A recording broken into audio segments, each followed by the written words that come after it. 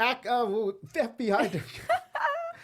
We might have to start that over. I don't think so. Let's roll. Let's roll with that. FBI Director James Comey abruptly fired by the President of the United States. Drexel's just so flabbergasted. He am can't even get the flabbergasted words by out. And former acting, I can't either. Attorney General Sally Yates testifies yesterday about the Muslim ban, travel ban, whatever you want to call that ban, but we both know what it really meant, ban, and General Flynn. And we're celebrating our 1-year anniversary here with Black Hollywood Live and AfterBuzz Networks. It's Tuesday, May 9th. Welcome to Political Culture. You're tuned into Black Hollywood Live, Political Culture. Guys, It's probably okay that we have little flips like that. We're only a year old. We're only 1 year old. We're toddlers. We're toddlers.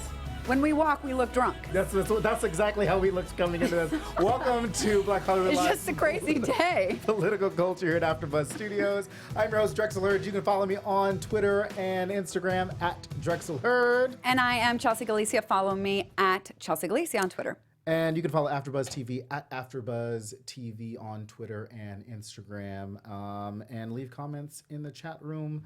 If you're in the chat room, hello. Leave comments below to follow along the conversation. So yeah, it was a crazy day today. Like I was so excited about coming in. I'm still we excited had this about all beautifully planned out. You did a phenomenal job of that. Thanks. And then it all just goes up in crumbled. smoke. My brain melted at the news today.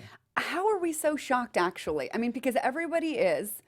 But at first I thought, is this a good way for Trump to turn the talk away from the Yates testimony yesterday? But then I'm like, this is a little bit big for a distraction move. You see, so James Comey, FBI director, fired today. He was in Los Angeles. He's here in Los Angeles talking to the FBI here in LA. Looks behind him. TV's on behind him. And all of a sudden he sees James Comey fired. Didn't even know. Didn't have a clue. I didn't know he found out with the TV behind him, but I heard that he was about to go speak and saw it on TV. Well, maybe that could have happened too, but I actually like the visual of TVs behind James Comey. Because it's kind of like what's happening right now. Yeah. Maybe we turn around and Kevin and Maria's like, you guys are fired. 1 year old, you're fired. So he finds out, and then but somebody posted a video of I think the White House counsel or whoever, going to the FBI, like coming out of the FBI, having dropped off the letter to the FBI. They didn't even call him and give him a heads up. Didn't even call the director of the FBI. Didn't even give him a chance to resign, which I thought was an interesting way to go. And so he gets this letter. The letter from Donald Trump. Let's pull up the letter from Donald J. Trump. Because any letter from Donald J. Trump is going to be interesting because Donald J. Trump makes a termination letter about him. Yeah, it didn't say you're fired on it, but it did say... Dear Director Comey, I've received attachment letters from the Attorney General and Deputy Attorney General of the United States. Which we know now, it seems that Jeff Sessions had been ordered to look for reasons to fire Comey. So that's what those letters were about. Recommending your dismissal as the Director of FBI. I have accepted their recommendation and you are hereby terminated and removed. Effective immediately. This is where it gets good. And CNN just broke something real quick, so I'm going to pull that up. It says that prosecutors issued grand jury subpoenas to associates of former National Security Advisor Flynn. I had heard, this is just as we're like literally this is live because I'm like, what are you talking about? Yeah, that just happened right now. So I had heard that there were 3 separate grand jury investigations happening, and one was a FISA court subpoena, a grand jury, and the other 2 were just regular grand juries on the Trump-Russia. We're going to have to flesh that out a little bit more for our listeners. So get to the good part of the letter. Okay, so then he says, well, I greatly appreciate you informing me. While I greatly appreciate you informing me. I already have this memorized. I've seen this so many times. On 3 specific occasions that I was not personally under investigation. Yes. Nevertheless, I'm surprised it wasn't in quotes. Under investigation, air quotes, I nevertheless concur with the judgment of the Department of Justice. Okay. So, and if you guys haven't seen this, go online, look at that letter, and then look at... Or just look here.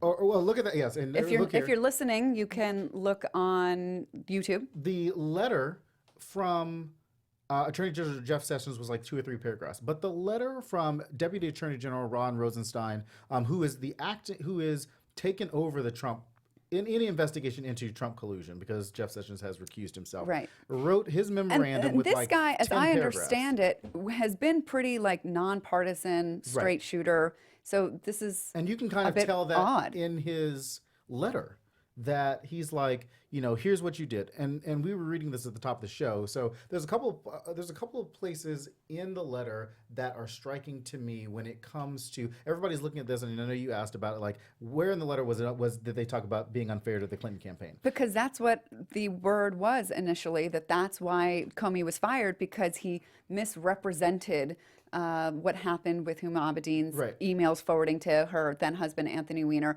and that it was somehow unfair to Hillary. That was right. But the words unfair to Hillary were never a part of the letter. What is really striking to me about this letter is that he says the director was wrong to usurp the Attorney General's authority on July 5th, talking about Loretta Lynch, and announce his conclusion that the case should be closed without permission. It is not the function of the director to make an announcement. At most, the director should have said the FBI completed its investigation. Now, any Hillary Clinton fan could be like, yep, I agree with everything he's saying right now. And then he says the director now defends his decision by asserting that he believed Attorney General Loretta Lynch had a conflict, but the director of the FBI is never empowered to supplant federal prosecutors and assume command of the Justice Department. Now, when I read that to you earlier, I said, I feel like Attorney General Jeff Sessions and the Justice Department looked at James Comey and said, "You've gone rogue before. What makes us think you're not going to go rogue on us?"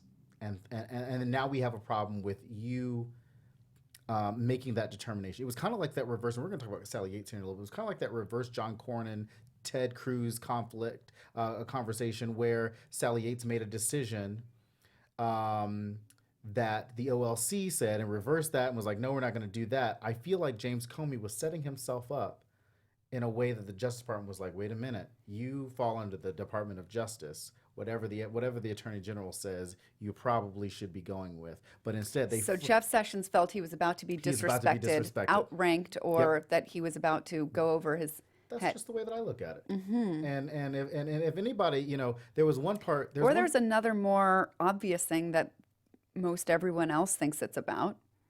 That the Russia investigation was about to pull Trump or Sessions down. That does not mean that it's not, because like I said, you got grand jury investigation. So like Michael Flynn, who was the subject of the Sally Yates testimony from yesterday, has been itching for someone to give him immunity. The fact that he now has these subpoenas that a grand jury has to now hear that are going out to his associates, somebody is going to crack under pressure, because somebody's going to jail. And the fact that after Sally Yates' testimony, you heard it here first. Somebody is going to jail. I don't think it's going to be. It's not. And everybody's like, everybody's like, oh, it should be Donald Trump. Like, it's just not going to be Donald Trump. Sorry, like, guys. let's get that out of our heads right now. It's not going to be Donald Trump. At most, Donald Trump would eventually be a one-term president, or the pressure would be too much, and he would end up having to resign at some point. Now, but Michael Flynn is going to jail.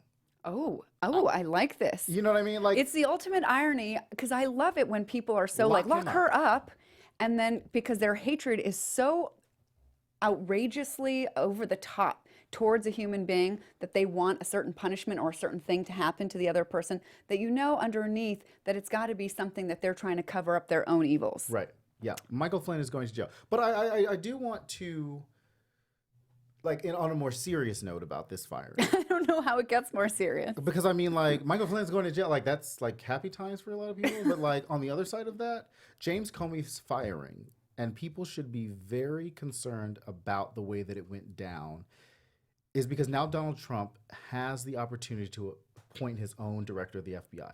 The last time a president has fired an FBI director was Richard Nixon, and then a month later, Nixon was resigning.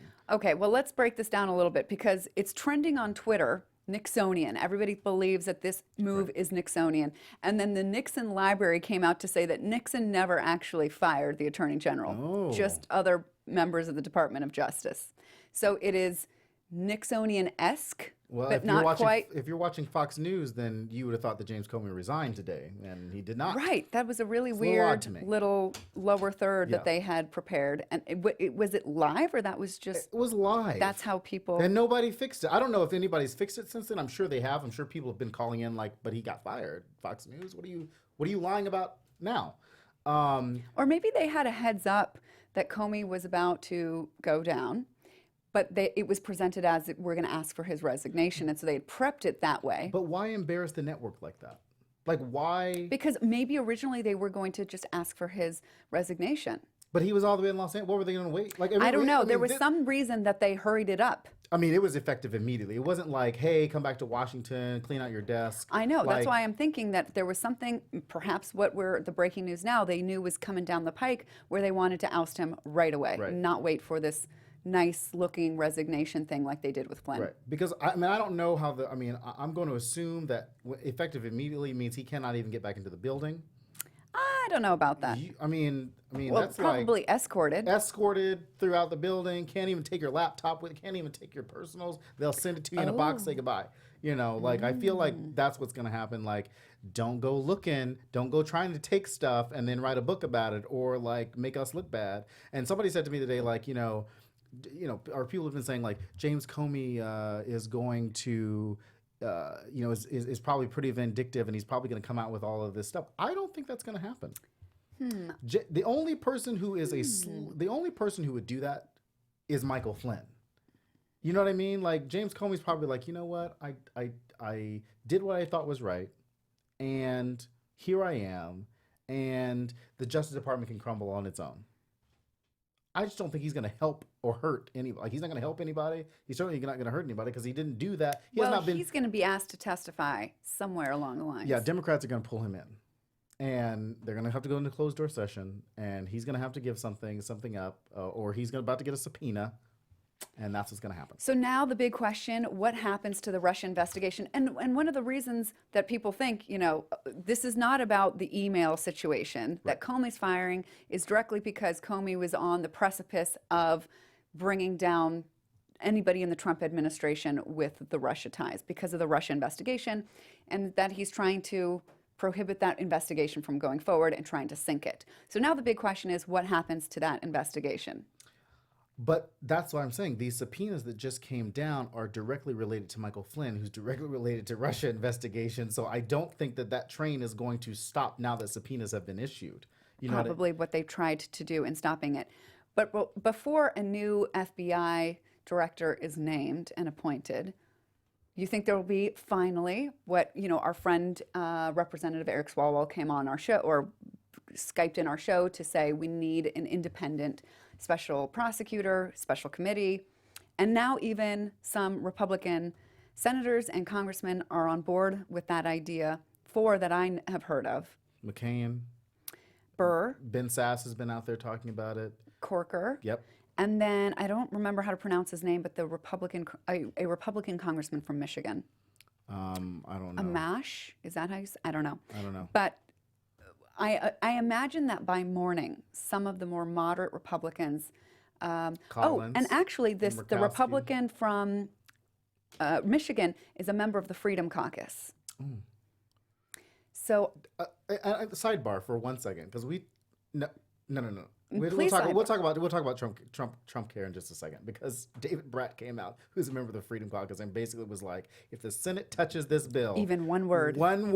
Okay, let's not get ahead of ourselves on okay. excitement. But so I thought that this would come from more moderate Republicans, that they wanted a special prosecutor assigned to this.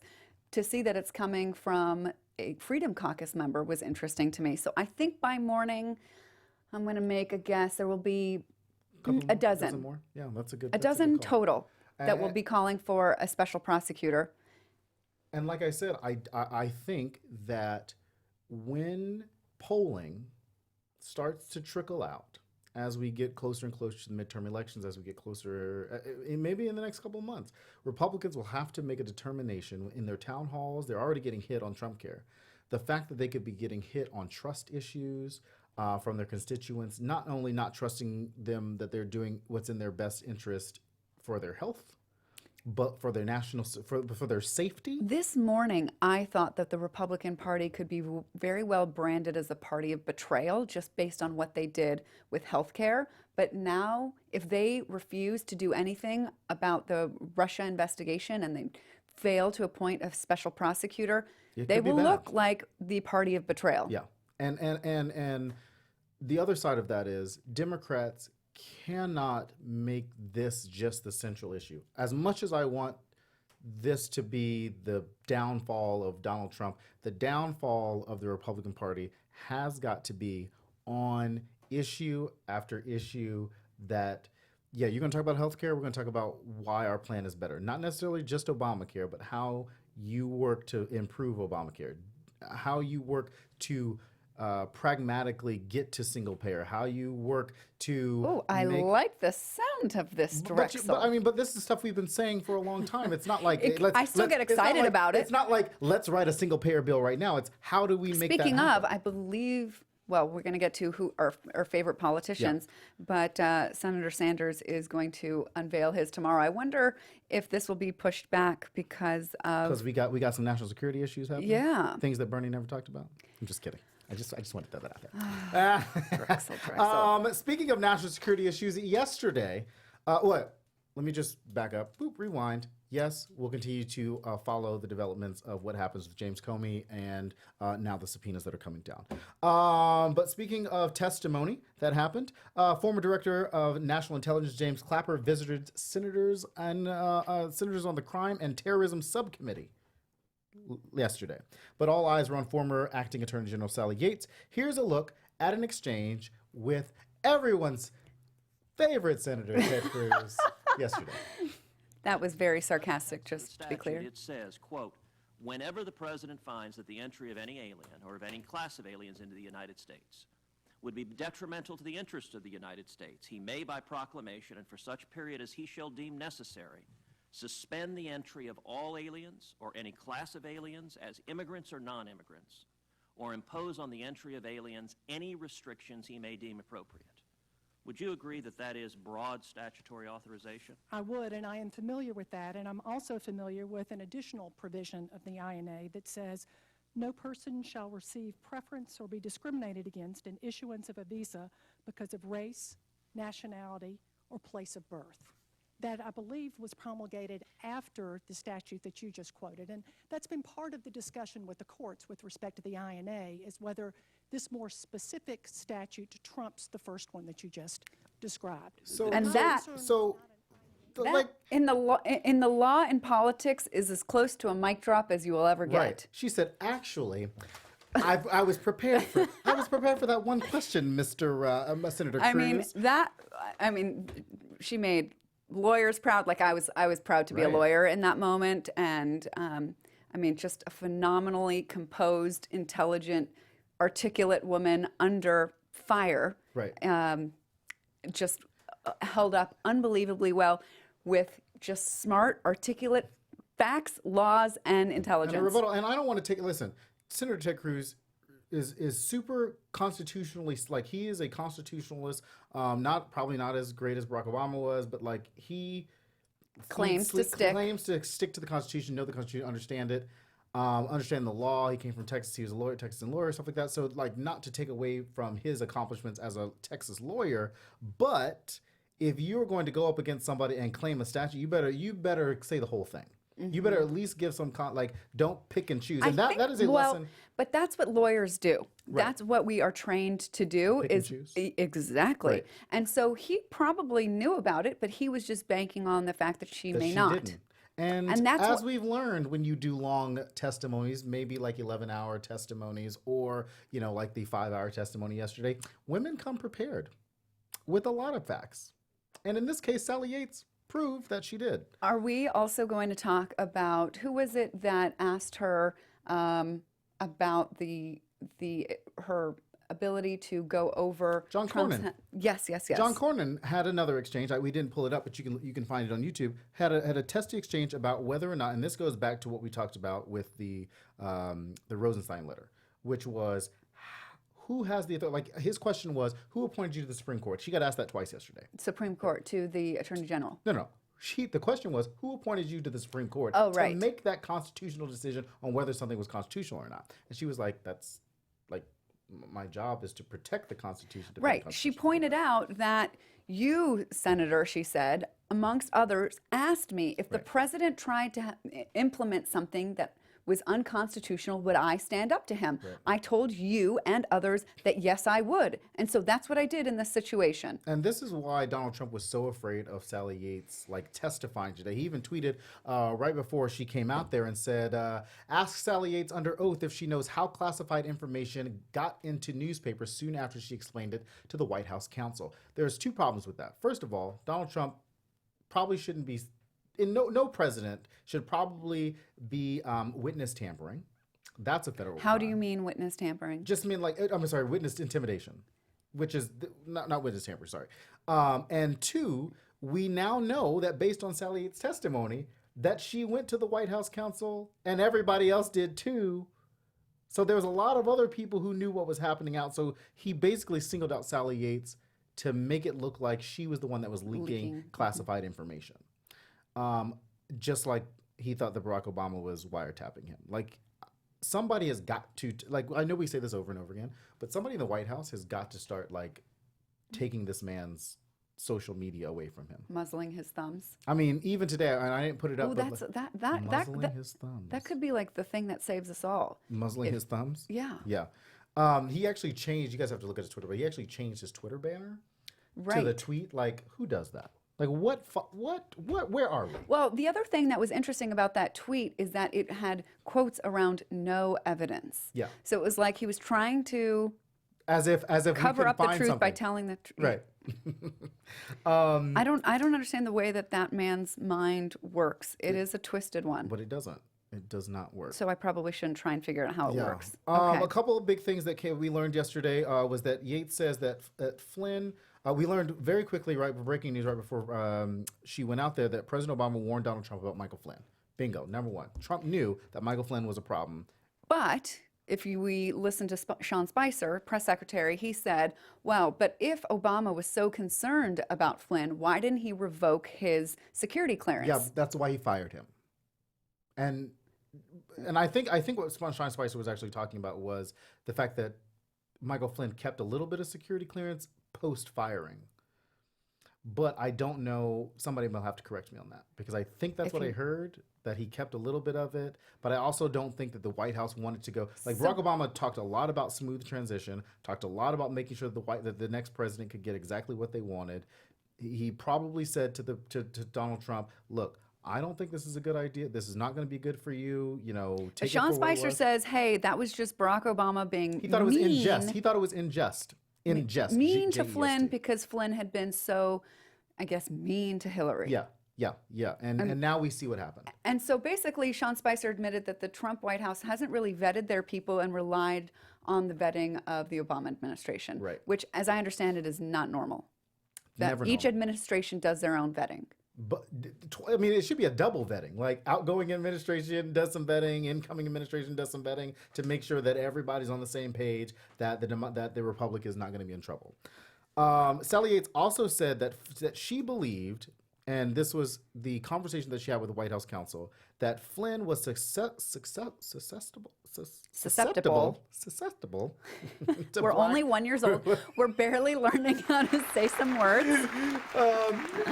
To blackmail and believed. Thanks for that. Thank you. Clap track. And believed he was compromised. She said, to state the obvious, you don't want your national security advisor compromised with the Russians. I mean, if that isn't like, she did a lot yesterday of, and I don't know if you guys watch it, but she did a lot yesterday of saying, I can't talk about this because it's classified information. But what she couldn't talk about was the underlying Reasons. behavior, Right. which most of us believe is talking to the Russian ambassador about the, oh my gosh, what's it called? Embargo. Right. But that one line. It's more than an embargo. It was a, oh gosh, see, now I can't think of things. But it was the, How does our mind work? I don't know. It's just so much. It's so much information happening. But I was saying, but the fact that she says you don't want your national security advisor compromised with the Russians, that I feel like she slipped that sanctions. Sanctions. That was the word I was looking for, not embargo. I mean, I'm so glad you got that. I'm glad you got it out. That to me tells me that that's what she wanted everybody to hear, was you don't want him compromised. She knew that he was compromised by the Russians. And then the other big takeaway was the John Cornyn situation conversation, where she told him that she had learned of the travel ban not from the Office of Legal Counsel, but from news reports. Thank God for the I mean, press. that was the exchange with Ted Cruz. I'm sorry. Thank goodness for the media. Yeah, and that they tried to shut her out, and this is the first. He said in 200 years, have you ever heard of an attorney general not defending actions of the president? And she said, basically in 200 years, nobody has shut out the attorney general. Even the Office of Legal Counsel. That's basically what happened. Throughout the whole testimony, though, Republicans continued to focus only on masking and the leaks. They were trying to figure out. I mean, even poor Lindsey Graham didn't even look like he wanted to ask the question, but I feel like he felt like he had to ask the masking question. So I think he started out at the top, like asking about masking, like straight from the top. Let's get it out. Let's What was talk the about question? it. Which was like, did you leak, or did you personally unmask the names of? Wasn't the question, have you ever leaked classified or unclassified information? And she's like, you can't really leak That was James Clapper. Yeah. Okay. Yeah, that was to James Clapper, and everybody laughed, and I thought it was really funny, and I still believe that. I mean, it's just really crazy. So, and then of course today not to go back to James Comey, but then they also talked about how not yesterday, but that James Comey misstated how many emails that Huma Abedin had forwarded to Anthony Weiner, because he said the hundreds of thousands, and basically it was No, not hundreds. It was hundreds or thousands, yeah. but really it was a couple, and maybe two of them to print. were classified, Right. and that they were sent to the computer as a backup. Yeah. So that's why some people think that he was fired for the inaccuracies in his testimony, but the inaccuracies in his testimony really go to defend Hillary and Huma. So that's why people were interpreting it as, James Comey, you're fired because you were unfair to Hillary. Right. But well, Republicans shouldn't. I mean, nobody should believe that. Like, coming out of this White House, like, they could not care less, based on their actions from the election, on whether or not James Comey was being fair to Hillary Clinton campaign. The other big takeaway from yesterday was that James Clapper was unaware that the FBI was investigating Donald Trump. Yeah. And I say that because I was reading somewhere that said that senior officials in the FBI had said that they only told James Clapper what they wanted him to hear. who they? Somebody, the FBI, only Okay. told James Clapper what they wanted him to hear. Oh, because somebody thinks that. Well, this is a routine occurrence in the FBI, that the whole FBI doesn't know about the details of all the FBI investigations. Apparently, nobody knew what was happening with these investigations, And so except for Sally Yates. She had Somehow detailed the notes. director of the national, it's bizarre that he didn't know, but I wonder if there's a reason. Because the FBI just kept it from him, just like they usurped, as we read, Attorney General. Wait, hold on, finish that thought, because I feel they like we usurped might lose Loretta people. Lynch's Authority. You know, that's what they did. You know, once it got down to, is the White House going to do this the right way with Hillary Clinton? Once that became the narrative in some of these intelligence officials' heads, they did what they thought they needed to do to keep the investigation on a straight and narrow path, which is what the trap they're falling into now, which is, you've got Jeff Sessions, you've got whoever the incoming FBI director. You're not going to be able to trust anybody at DOJ. So have you heard of some of the funny or not so funny recommendations or For suggestions? FBI, Sally Yates. No, Rudy Giuliani. I And one of the funnier ones, David Clark. one of the funnier ones was Jared Kushner. Like, while he's doing Right. peace in the Middle East, he's also going to be running the FBI. He's going to find out that he's the FBI director with TVs behind him. He's going to be giving a speech. Turn around. I'm the FBI director.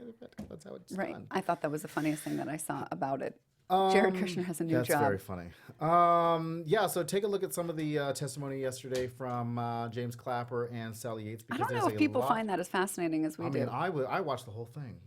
I nerded Popcorn. out, and I watched the whole thing. It was very good. We were going to talk about Trump Care. I mean, it is like, I wonder what the ratings of C-SPAN were. I mean, I because mean, it's popcorn. interesting. Like, I was getting text messages from people who I would have never thought were watching this testimony. We're going to talk about Trump Care 2.0, but I want to go to a couple things that happened over the weekend. The French elections happened this weekend. Emmanuel Macron Elected president of France By a wide margin. by a huge margin. I know we are going to show you guys what that margin is. 66.1% of the vote to Marine Le Pen's 33.9%. You only needed 50% of votes needed to win. Marine Le Pen and her National Front said that that anything below 40% would be devastating for them. So this was devastating then. Yeah. What I was impressed by, and I think Americans should be a little embarrassed by, was their voter turnout. Yes, because they do it on the weekends. It's a day. It's an election day. Election day. They do it on the weekends. It's one person, one vote, which begs the question of how do we move forward with the Electoral College, and how fair is that? You know, obviously we've heard a lot of arguments about whether or not the Electoral College is something that is beneficial to the smaller states when you've got California, New York, Texas, you know, a lot of these states who are huge. And even with the land mass of Colorado and some of these other states, it's just land. There's no people actually there. I mean, not taking away from those other states, but I just meant like they're just large in size, but they have smaller population than some of these other states. So what I found out was interesting was that their voter turnout was 70%, and the last time that we in this country had 70% voter turnout was in 1986. I thought you were going to say when George Washington. Wait, hold on. Was it 86 or 68? I think it. It seemed like a long time. It seemed like It a long was, time ago. yeah. Somebody find that out and leave it in the comments below. Am I getting dyslexic? 86 or 68. But anyway, a long time. One of the things that I found interesting was that Macron formed his own party. This is the first year of the En Marche party. So and so now they've got to go into parliamentary elections later on this year. People are projecting that the National Front are going to pick up some seats because of how many people. Marine Le Pen got more votes than her dad did, but I think less of a percentage than he did. So we'll obviously we'll be following that later on. But hopefully Emmanuel Macron, between the time that he's sworn in the next few days to the time the parliamentary elections happen, that he does some soul searching and politicking with the other parties to make sure that the National Front do not pick up seats. And he's already been a bit critical of Trump, but Trump called to congratulate him. He did. I was surprised. And he not only tweeted, but he called. Surprised. Yeah. I mean, should we be surprised? But I mean, like, we're saying that, like, wow, he called. Like, but he should call. He's the president of the United States. And then the other thing that happened this weekend was it yesterday, was that South Korea had its presidential elections this weekend or yesterday as well, after the impeachment of Park Geun-hye. That was a whole like scandal in South Korea. And then the liberal candidate Moon Jae-in was elected president yesterday. Congrats to him. Congrats to him. But speaking of presidents, President Barack Obama. Oh, don't cry. I know. It's sad. We miss him. Accepted the JFK Profile and Courage Award, which recognizes a living public official at the federal, state, or local level whose actions demonstrate the qualities of politically courageous leadership as defined by John F. Kennedy and the family and stuff like that. So let's take a look at some of the remarks from President Obama. Those of us not in elected office have to show some courage. You know, we're prone to bestow the mantle of courage too easily on the prominent and the powerful, and then too eager to wrap ourselves in cynicism when they let us down because they weren't perfect. We lose sight sometimes of our own obligations, each of ours, all the quiet acts of courage that unfold around us every single day, ordinary Americans. I know you love him, Give but what something was of it about themselves, this not clip for that personal you really gain, but for liked? the enduring Anything that Barack Obama. Actually, it was a very long speech. I was 30 reading minutes. I was reading it yesterday. I was like, It goes on and on. I was like, I and love on. Barack Obama, but dang, that's long. Like I could, but I mean, I think that when you listen to him, like he didn't make it a political speech. It was all about action. I think that's the next phase of the Obama legacy is civic engagement. And you see that in this upcoming library that he's going to be presenting, which we're going to throw up the graphic for. The Obama Foundation, you can go to obama.org, but this is going to be their library at the University of Chicago. They are building not just a library, they're building a campus-like place where people can come to, and they'll have offices Find and facts. things like that. Not just facts, but like civic engagement. They learn civic engagement, things like that. So it is a very different presidential library than any other presidential libraries that we've seen. So that probably won't happen for another 4 years or whatever. I believe he said 4 or 5 years before that opens up. The other thing that happened was that the Obamas just announced that they would be donating $2 million to the Chicago for summer work study, which is great. I did work study when I was in high school. You did? I did when in Japan, when I lived in Japan, and we What'd had you a learn? summer. Well, I worked for the Seabees, the Navy Seabees. What's that? And they're a division of the Department of the Navy. They're like the engineers. Oh. And so I used to I would do a lot of admin. So it was like a summer job program for the high schoolers, like in between school. It was actually pretty good. But I think for Chicago, which is, this is something that Rahm Emanuel probably should have done as mayor. This is something that Democrats probably should have been doing for a long time. The fact that you've got Barack Obama being like, guys, I had to make all this money, and I gotta run the country. I gotta make this money, and I gotta. I was thinking, the thought that came to my mind. He's donating $2 million. Where did that $2 million come from? And I'm like, Oh, yeah. a $400,000 speech. That's Maybe right. that's where nearly a quarter of the money is coming from. Exactly. Well, he also has his book deals, and he got his book Yeah. advance and stuff like that. So, I feel like the Obamas are going to be donating a lot of money to various things just like this. Not necessarily politically active, like very blatant politically active places, but to kind of rebuild civic engagement. On the flip side of that, Hillary Clinton's launching her PAC soon, which is going to be called Onward Together or something like that. So she's got her whole plan. Wait, that's I coming haven't out heard soon. about that. What's that about? She's going to be launching a PAC to I don't know much of the details about it, but I just heard that she's going to be launching something very soon. Just seeing Barack Obama and seeing everything, going from Barack Obama, what we just saw, and then thinking about where we are right now is very Things that crazy. make you go. Things that makes you go, why?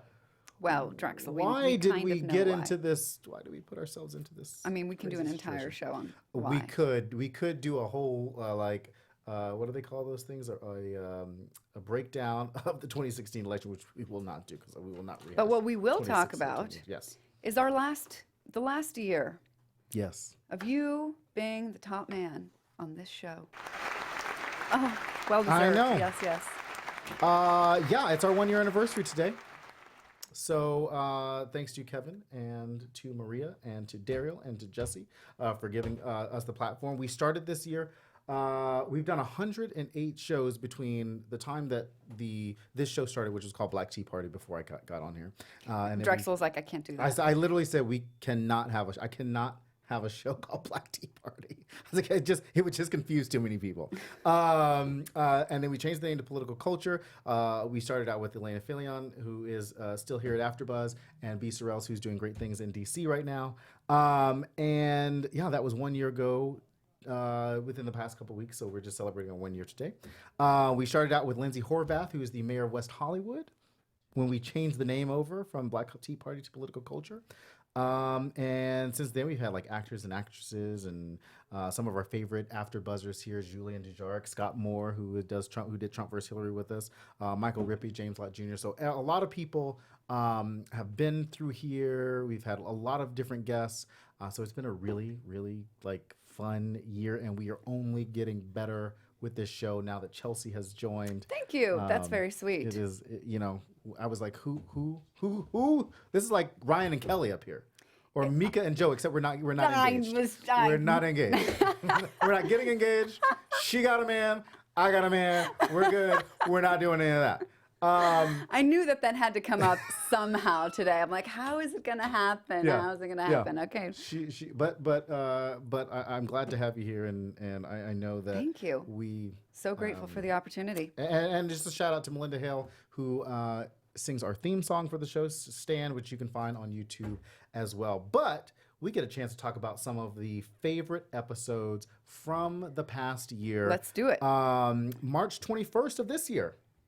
Mm-hmm. Great episode. I with remember that. Congressman Eric Swalwell. Yeah, my favorite moment was when I tried to have him, he talked to us mostly about the Russia investigation. Right. And Which then he's still doing a lot. I mean, he's been on CNN and him like every day. the fact that we They got love him Yeah. was very cool. And I asked him about the larger debate that goes on this show, about the role of money in politics, and if we attack that, couldn't that help solve many of the other problems? And for like a second he said yes, and I was like, raised my hand in victories, but very quickly he was like, but practically speaking, you're not right, and maybe Drexel is. And so it was both simultaneously the high and the low point for me on the show. And it was the high and the low point for me on that show too, because I didn't know where it was going. I mean, I was like, I don't know what he's going to say, and if he does not somehow agree with me just a little bit, I'm going to be very disappointed. So Congressman Eric Swalwell, we talked about the Trump budget, we talked about the Comey testimony, which is the fact that we're talking about it again right now. That happened. And then our number 2 favorite episode of the year. September 6, 2016, it was the best in the words of the campaign. We also had actress Danielle Truitt, who's on BET's Rebel, Nika Williams, Melinda Hale, a couple of the other guests. It was a very Black Hollywood Live show that day. B and Elena were on the show at that point. And it was just a whole bunch of black people in a room talking about everything that had happened with the campaign up to that point, from the primary through Trump, through the convention, stuff like that. It was a great show. And then the best show that I think, politically speaking, that we have done in this room in the was studio. Election Night. Was our joint show with Trump versus Hillary. Everybody on the panel from Trump versus Hillary. Everybody on the panel from Political Culture at that time was in this room at one point or another for like almost 3 or 4 hours. Yeah, it was a great show. Scott was at the big board coloring the states in. That was great. That board is now gone. I wish that it went in the trash. Nobody wanted to take it. Nobody wanted to take it. And the studio was like, you guys can't keep this here. Right. We don't want this either. And I didn't want the reminder every day that the Trump campaign had won. Yeah, but that was a great night, because I mean, we were just all.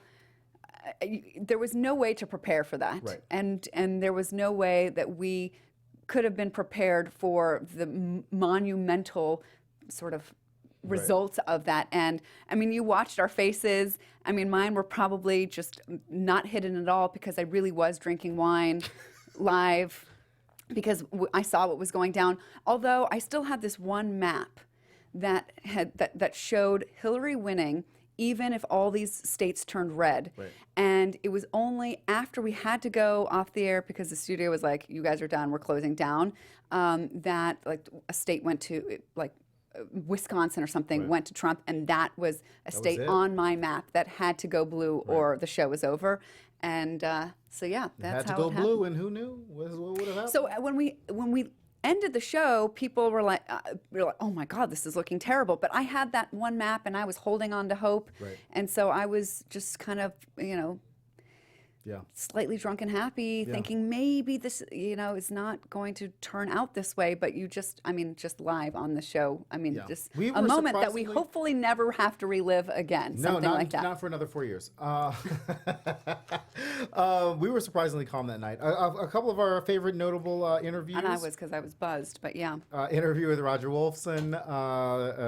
About Gorsuch. About Neil and Gorsuch. and the Senate process of confirming, because, the last president couldn't get I wasn't his fault, but under the last president, we also could have had such a procedure where a Supreme Court nominee was confirmed, but McConnell just decided, nah, we'll just wait on that a while. So we needed a bit of a refresher and to talk about the nuclear option and what all this stuff meant about how this drastically went down, and it went down that way just like a month ago. Well, now we got a confirmation of an FBI director coming up, and who knows what that fight's going to look like.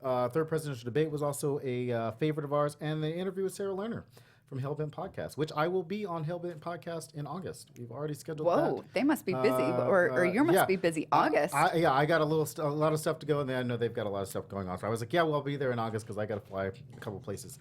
Chelsea and I have our favorite political moments of the year. Chelsea, what is your favorite political moment? Well, I didn't want to tell you. Yeah, it was a surprise. I didn't know. I didn't even have a picture for it. Well, because there is no picture. It's quasi-political. It's during the Republican convention when our show started, our first show, Trump versus Hillary, and we were in this whole panel, and somehow you and I, like, we knew, like, we're not exactly on the same page, but you and I, we can get along all right. And that was a life-changing and a politically big moment for the Republican convention, as we now see how grave the consequence. I mean, before we were like, oh, this Republican convention, how silly. We're going to look back on this and it's just going to be, a blip in history. Right. But, it turned into the very beginning of the shit show nation. Yeah, the very beginning of the end. Well, yeah, I mean, that is how we ended up here where we are today. Yeah. From the Republican. So we thank the Republicans for bringing us together on issues like that. I mean, if it was not such a fun, like, Trump versus Hillary, we may not have had the show that we had at all. My favorite political moment of last year was, other than that, I will say that was a great little moment, especially here at AfterBuzz. But Barack Obama's farewell speech that he gave right before he bid us adieu. He said goodbye. I'm going off with Oprah and all these other people, and I'm not thinking about any of you right now. So that was one of my favorite moments of last year. The other favorite thing that we want to talk about is our favorite politician of the year. I mean, anybody that watched this show for more than a second probably realizes that I'm the Bernie girl, and you probably don't love this title, but the Hillary guy.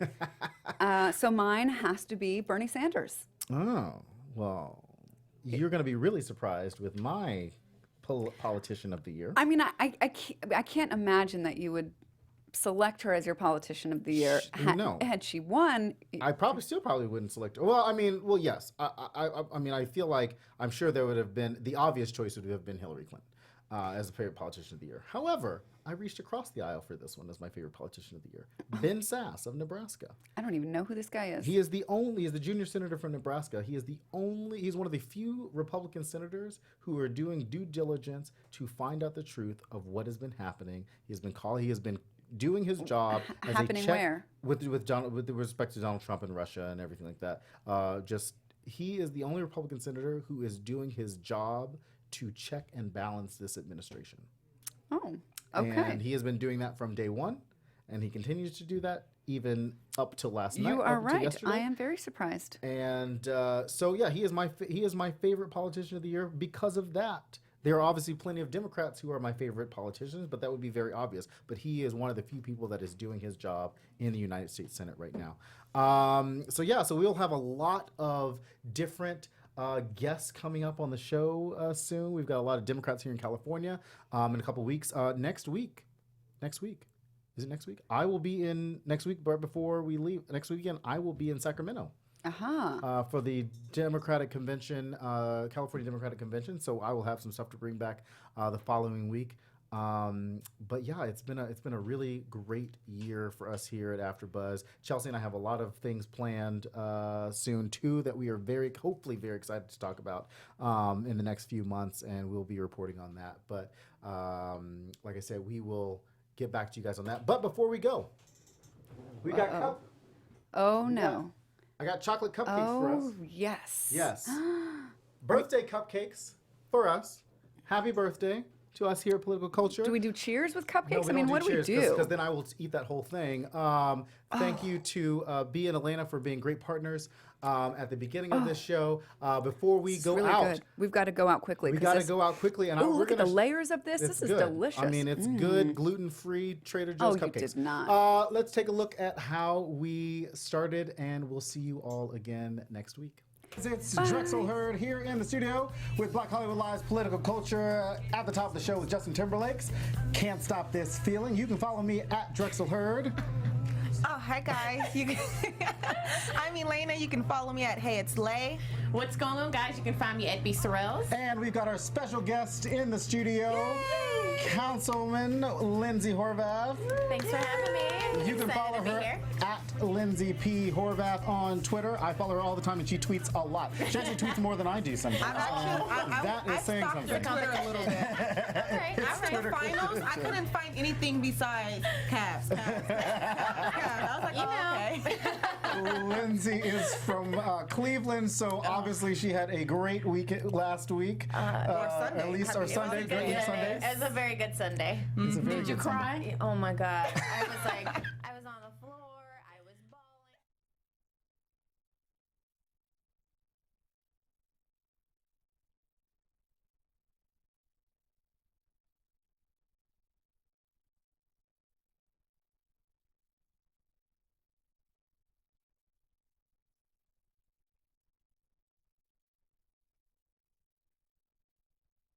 Kristen, Tiana Hobson. From executives Keven Undergaro, Dario Kristen, Tiana Hobson, and the entire BHL staff, we would like to thank you for supporting Black Hollywood Live, the first online broadcast network dedicated to African American entertainment. For questions and comments, contact us. info@blackhollywoodlive.com. Like us on Facebook, tweet us, or Instagram us at BHL Online. And I am the official voice of Black Hollywood Live, Scipio. Instagram me at KingXOBay. Thanks for tuning in. The views expressed here are those of the hosts only and do not necessarily reflect the views of BHL or its owners or principals.